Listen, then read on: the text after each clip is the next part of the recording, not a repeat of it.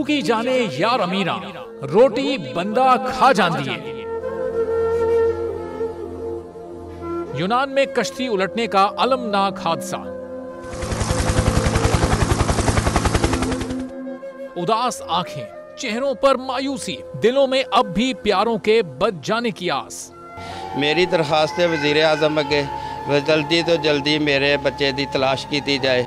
गम की इस घड़ी में बोल रहा अपनों के साथ, सहाफती फराइज को निभाते हुए पहुंचाई हर खबर अवाम तक। और यूनान में महाजरीन के जहाज को हादसे के बाद अब रेस्क्यू ऑपरेशन खत्म हो चुका है।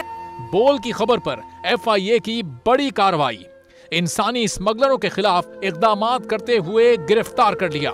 ह्यूमन ट्रैफिकिंग सर्कल गुजरात ने बड़ी ये कार्रवाई की है, जिसमें कश्ती हादसे में मुलव्वस अहम सरगना गिरफ्तार कर लिया गया है। 68% अवाम ने कश्ती हादसे की पल पल की खबर से जुड़े रहने के लिए देखा सिर्फ बोल न्यूज, क्योंकि बोल है पाकिस्तान का नंबर 1 न्यूज चैनल।